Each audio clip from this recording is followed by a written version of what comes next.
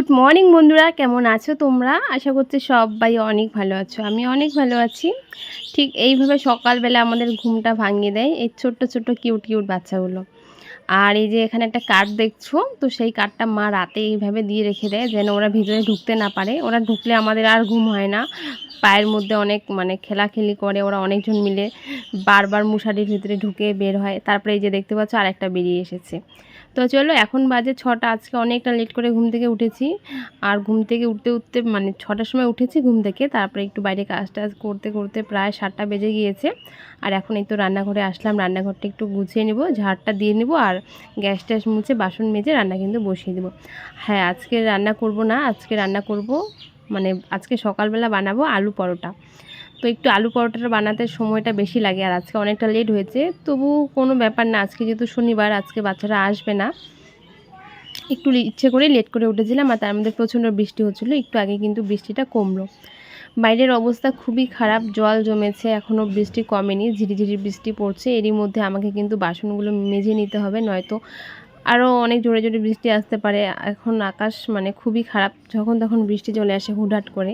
তো যার জন্য আগে আগে আমি বাসনগুলোই মেজে নিব, তারপরে ঘরের কাজগুলো করব। আমার বাসি কাজ কমপ্লিট করা হয়ে গিয়েছে। আর এদিকে দেখো, আমি আলুর পরোটার জন্য সমস্ত জিনিস কিন্তু রেডি করে নিয়েছি। আর আমি আলু সেদ্ধ বসিয়ে তারপরে আমি বাসন মাজতে গিয়েছিলাম। তাহলে ওইদিকে বাসন মাজাও হয়ে যাবে, আর এদিকে আমার আলুটাও সেদ্ধ হয়ে যাবে। আর এদিকে মা দেখো পাট শাকগুলোকে কী করে নিচ্ছে।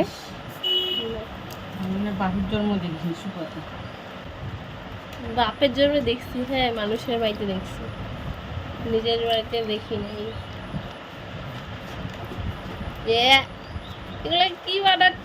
আমি আগে থেকে পেঁয়াজ লঙ্কা কেটে নিয়েছি, এখন শুধু দিয়ে দিচ্ছি ধনে পাতা। আর ধনে পাতাটা ছিল না বলে যখন তখন বানাতে পারিনি, মা কালকে নিয়ে এসেছে বলেই আজকে বানিয়ে নিলাম। এখন বাজারে অনেক দাম ধনে পাতার, একটুখানি দিয়েছে, তো মাকে সেটাই আমি বানাচ্ছি সেটা দিই। এবার ঝাঁঝা দেওয়ার আমি শুধু জিরে মশলা দিয়েছি, জিরে গুঁড়ো আর ধনে গুঁড়ো, লঙ্কা, পেঁয়াজ, ধনে পাতা, লবণ আর তেল, এইসব দিয়ে আলুটাকে ভালো করে মেখে নিচ্ছি। আলুটা যত ভালো করে মাখা হবে, যত মশলা পড়বে, যত টেস্ট হবে, আলুর পরোটাটা খেতে কিন্তু ঠিক ততটাই টেস্টি লাগবে। তো আমার আলু মাখাটা কমপ্লিট। এবার আমি আটাটাকে মেখে নেব। আর এখানে আমি একটু ময়দা আর একটু লবণ দিয়েছি, আমি চিনি দেইনি। আলু পরোটাতে মনে হয় না চিনি দেয়, ওটা তো নোনতা নোনতা করবে, যার জন্য আমি চিনি দেইনি।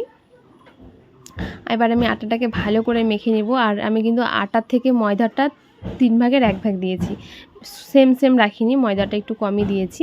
আর এদিকে দেখো, আমি রুটিটাকে বেলে নিয়েছি। আমি আর কি দেখাবো, বেলা আমি নিজেই ভালো মতো বেলতে পারি না। তারপরে মুড়িয়ে নিচ্ছি। আলুটাকে অনেক রকম করে কিন্তু বানানো যায়, আমি এভাবে বানাচ্ছি। কেউ আলু আর আটা একসঙ্গেই মাখে, সেভাবেও হয়, এভাবেও হয়। আমি এভাবে বানাই, আমার এভাবে বেশি সুবিধা মনে হয়। তারপরে আলতো হাতে আটাটাকে ভালো করে বেলে নেব, এখন রুটির শেপটা দিয়ে দেব। রুটিটা আমার কাছে গোল হতে চায় না, আমি অনেক চেষ্টা করি, পারি না। তবে আগের থেকে অনেকটা গোল হয়। আগে তো একদমই গোল হতো না, একদম পশ্চিমবঙ্গের ম্যাপ হয়ে যেত।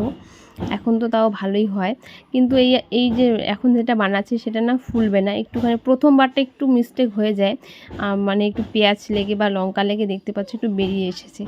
আর সকালবেলা যেহেতু আজকে কিছুই খাওয়া হয়নি, তো আমার পরোটা বানাতে বানাতে খিদে পেয়ে গিয়েছে। আমি কিন্তু ওইভাবে খেয়েও নিয়েছি, একটা অর্ধেকটা মা খাচ্ছিল আর অর্ধেকটা আমি খাচ্ছিলাম। মা ওইদিকে ওই পাট শাক দিয়ে কী বলে শুকাতি বানাচ্ছিল, আর এদিকে আমি পরোটা বানাচ্ছিলাম। তো আমার এই একটা পরোটা বাদে বাকি সমস্ত পরোটা কিন্তু একদম ফুটবলের মতো ফুলেছে। রুটি ফোলাতে পারি না, কিন্তু পরোটা আমার প্রত্যেকটাই ফুলবে, যদি না বেলাটা ভালো হয়, ফুটো না থাকে।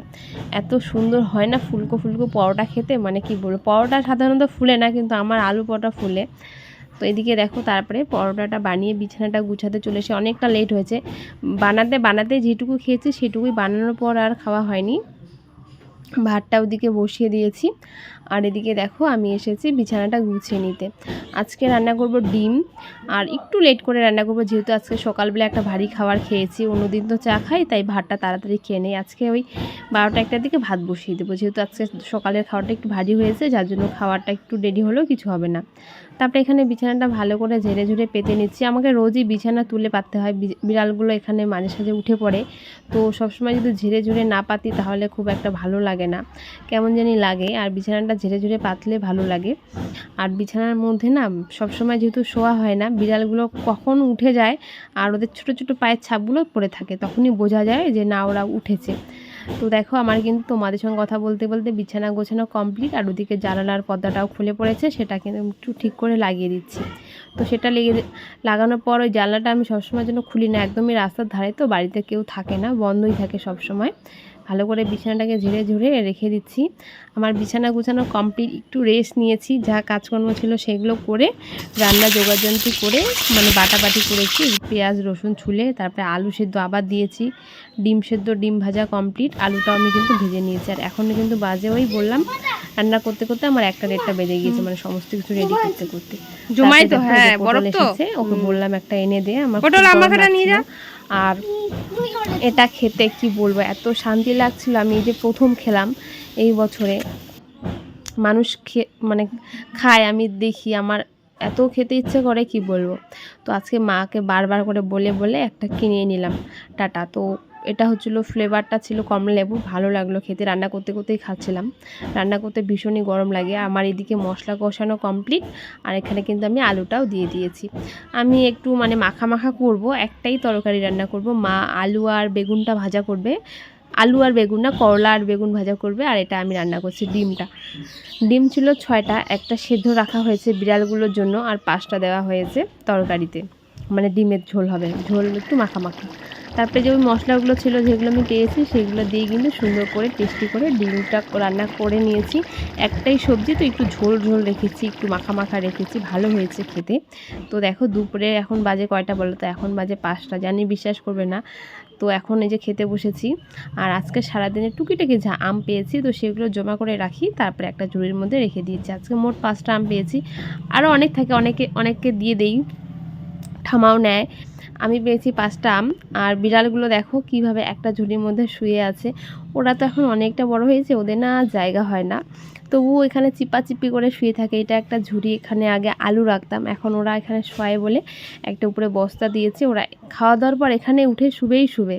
আর জায়গা হয় না, একজন নিচে আর এখানে 3জন শুয়ে আছে। মানে ওদের আগে ছোট ছিল, আগে জায়গা হতো, এখন হয় না, তবু ওদের এখানেই শুইতে লাগবে। তারপরে রাতের দিকে মানে সন্ধ্যাবেলার দিকে, আজকে যেহেতু পড়া ছিল না, অনেকটা টাইম শুয়েছিলাম, অনেকটা টাইম ফাঁকা ছিলাম। এই যে জিনিসগুলো দেখতে পাচ্ছ, এইগুলো ঠিক ওরা এইভাবেই করে। আমি একদিন তোমাদের দেখেছিলাম, তো আমি যতই গুছিয়ে রাখি ওরা ঠিক এইভাবেই করে রেখে দেয়। তারপরে মাঝে সাঝে যদি সময় হয় একটু ভালো করে রেখে দিই, আর যদি সময় না হয় তাহলে যেভাবে ওরা ফেলে রেখে দেয় আমি সেভাবেই রেখে দিই, আর তুলিও না, রাগ উঠে যায় মাঝে সাঝে। তো ভাবলাম আজকে যেহেতু সময় আছে, আজকে একটু ফুলদানিগুলো একটু ঝেড়ে ঝুড়ে আবার গুছিয়ে রেখে দিই। ওরা যেহেতু অত্যাচার করেই, আর মানে সবথেকে যেটা ভয় লাগে ওই যে চীনামাটি জিনিসগুলো, বা এই ফুলদানিগুলো পড়ে গেলে তো আর ভাঙবে না, কিন্তু এই জিনিসগুলো পড়ে গেলে না ভেঙে যাবে, একটা কাছের জিনিস আছে, যার জন্য কিন্তু পাখিটা আমি ভিতরে ঢুকিয়ে রেখেছিলাম ওদের অত্যাচারে। আর ফুলগুলো পড়ে গেলে কোনো ব্যাপার না, এগুলো আর ভাঙবে না, কিন্তু ফুলদানিটা তো ভাঙতে পারে।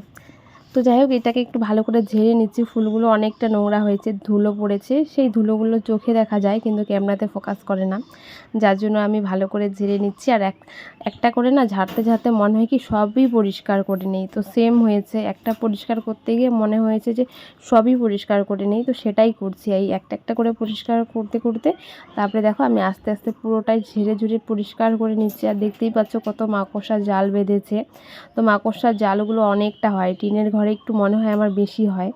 তারপর ওটাকে তুলে নিয়ে বাইরে ঝেড়ে দেবো। আর মানে মুখটা আমি ঘরের ভিতরে ঢুকে তারপরে বাইরে এইভাবে হাতটা বের করে ঝেড়ে নিয়েছি, যেহেতু মাস্ক পরা ছিল না। তারপরে আবার এটাকে ভালো করে পেতে নিচ্ছি। এটা একটা পর্দা, তো এই পর্দাটাকে আমি এখানে এইভাবে পেতে দিই, ভালো লাগে দেখতে। তারপরে কি একটা করে জিনিসগুলো রেখে দিচ্ছি, যেভাবে ছিল ঠিক সেভাবে। আজকে ওই পুতুলগুলো মানে খরগোশগুলো শেষের দিকে রাখবো, আর পুতুলগুলো মাঝখানে রাখবো, মানে ফুলদানিগুলো মাঝখানে রাখবো। তো ভালো করে গুছিয়ে নেওয়ার পর দেখো, মানে পরিষ্কার করে নেওয়ার পর কতটা চকচকে লাগছে দেখতে। আগেও যা লাগতো এখনও তাই লাগছে, কিন্তু সামনাসামনি একটু বেশি পরিষ্কার লাগে।